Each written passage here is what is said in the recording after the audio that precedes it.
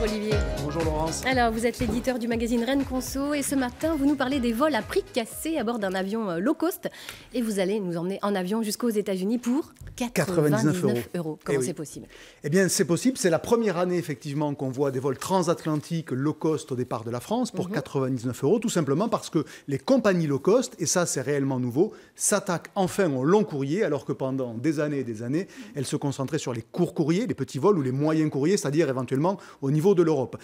Les compagnies low cost, littéralement, c'est des compagnies à prix cassé, puisque low cost est un anglicisme, à prix bas, à prix cassé. C'est des compagnies qu'on connaît tous, hein, c'est Ryanair, c'est Vueling, c'est EasyJet par exemple, des compagnies qui décollent de l'Ouest, elles décollent de Rennes, elles décollent de Dinard, elles décollent de Brest, de Nantes par exemple. Bref, ce sont des compagnies qui sont déjà très bien installées dans le paysage aérien français et européen et qui désormais nous amènent loin aux États-Unis. Comment réussissent-elles à casser les prix à ce point ? Alors, il y a 3 ingrédients dans la recette pour casser les prix. Le premier ingrédient, c'est que ces compagnies utilisent un seul type d'appareil, un seul type d'avion, parce que quand vous avez un seul type d'avion, vous en commandez en plus grande quantité, donc vous avez logiquement des meilleures conditions chez les constructeurs, Boeing ou Airbus par exemple, et de fait aujourd'hui, quand vous êtes EasyJet ou quand vous êtes Vueling, vous avez des meilleurs prix chez Airbus que si vous êtes Air France, parce que vous en commandez tout simplement plus. L'avantage aussi supplémentaire, c'est que pour les pilotes, c'est plus simple, il n'y a qu'un modèle d'appareil, la formation des pilotes, la gestion des pilotes et aussi la maintenance, ça rend évidemment tout ça plus simple, et la simplicité, vous le savez bien, c'est souvent des coûts en moins.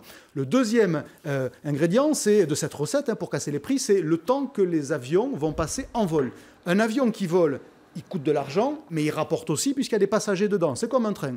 Un avion qui est au sol, il coûte aussi de l'argent, mais il ne rapporte rien puisqu'il n'y a pas de passagers dedans. Donc, en gros, ces compagnies, elles élargissent au maximum la plage horaire pendant laquelle l'avion va voler. Les premiers vols commencent tôt le matin et terminent plus tard le soir. Et surtout, ce qu'on appelle le temps d'escale, c'est-à-dire le temps entre le moment où un avion a atterri dans un aéroport et le moment où il redécolle avec de nouveaux passagers vers une autre destination, eh bien ce temps, on l'a raccourci parfois à 20-25 minutes. Ça veut dire 2 fois moins que les compagnies classiques. Et puis enfin, le troisième ingrédient de cette recette, c'est le prix qui est nu. Ça veut dire qu'il n'y a aucun service. Vous avez pour le prix d'achat de votre billet, votre siège, que vous n'aurez pas choisi, mais rien de plus. Pas de bagages, pas de boissons, aucun service. En général, pas de journaux, par exemple. Bon, voilà les 3 recettes pour casser les prix. Et il se trouve que ça marche parce que les prix sont objectivement plus bas.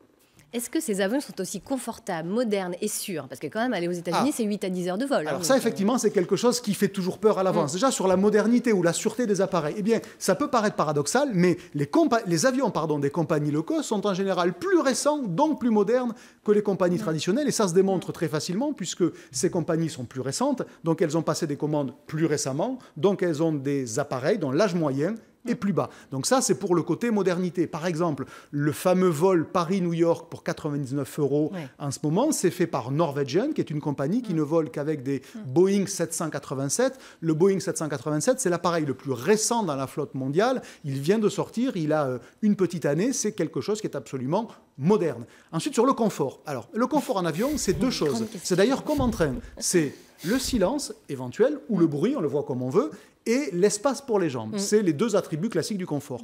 Donc, si je regarde le silence, c'est bien meilleur dans ces compagnies-là parce que les appareils sont tout simplement plus récents. En revanche, l'espace, mais oui, mais c'est vrai, l'espace pour les jambes, là par contre, il faut être honnête, si vous mesurez 1m80 ou 1m85, comme on a quand même resserré un tout petit peu les sièges pour densifier, c'est le terme technique, pour densifier les sièges dans les appareils, vous allez voir la différence. Si vous mesurez 1m70, vous ne verrez pas la différence. Donc dans ces cas-là, vous ne verrez pas... Moi, je ne vois jamais la différence. Je ne vous regarde pas spécifiquement, Laurence, je vous regarde à tous. Voilà. Si vous mesurez 1m70 ou moins, vous ne verrez pas la différence de confort dans ces appareils. Donc, ils seront autant confortables que les autres. Bon, ça paraît idyllique, votre histoire-là. Est-ce qu'il y a quand même des pièges à éviter? Alors, oui, il y en a. Et si j'étais même un peu mesquin, je dirais qu'il n'y a que ça, des pièges à éviter dans le low cost. Ce qui ne veut pas dire qu'on fait des mauvaises affaires. C'est juste qu'il faut le regarder avec une forme d'attention particulière. Déjà, la première chose à regarder, c'est que le prix d'appel que l'on vous vante, vous le trouverez avec difficulté. Je ne dis pas que vous ne le trouverez pas. Je dis que vous le trouverez avec difficulté. Ça veut dire que le Paris-New York pour 99 euros, si vous le cherchez pour le mois de juillet, c'est mort. Il fallait le réserver il y a bien longtemps. Par contre, si vous le cherchez pour octobre ou novembre, vous allez pouvoir le trouver. Donc, le prix d'appel existe. Il est rare. C'est le premier piège à éviter. Le deuxième, c'est le fait que, je vous l'ai dit tout à l'heure, les prix sont nus. Donc, si vous partez, Laurence, à New York pour 99 euros, vous n'aurez droit pour ce prix-là qu'à un petit bagage que vous mettrez dans la cabine. Si vous avez une valise, parce que vous allez partir plusieurs jours, c'est quand même assez probable pour New York, eh bien vous devrez payer 40 € supplémentaires pour mettre votre valise dans la soute. Si vous voulez manger à bord parce que le vol est long, vous devrez réserver un repas qui vous coûtera entre 20 et 30 €. Si vous voulez qu'on vous envoie par SMS une confirmation de votre réservation, ça vous coûtera 1 € supplémentaire. Bref, tout se vend. Tous les services sont payants, c'est aussi un piège à éviter. Et puis, même de manière anecdotique, des fois vous découvrez après coup des petites contrariétés. Par exemple, avec la compagnie WOW, qui fait aussi des Paris-New York pas chers, eh bien vous allez découvrir que l'escale à Reykjavik est obligatoire. En Islande. Donc évidemment, s'arrêter à Reykjavik pour le vol aller, c'est pas forcément gênant parce que c'est un vol de jour. Au contraire, vous allez vous dégourdir les pattes. Par contre, si c'est sur le vol retour, qui est un vol de nuit, ça veut dire qu'on va vous faire dormir 2 à 3 heures entre New York et Reykjavik. On va vous réveiller. Et puis après, il va falloir vous rendormir pour 2 à 3 heures pour faire Reykjavik-Paris. Là, franchement, c'est une petite contrariété. Donc, ça fait partie de ces fameux pièges à éviter. Certains vols ont des escales pas très agréables. Voilà. Merci beaucoup Olivier pour ce petit panorama des vols locaux. Je voyais que ça faisait beaucoup rire.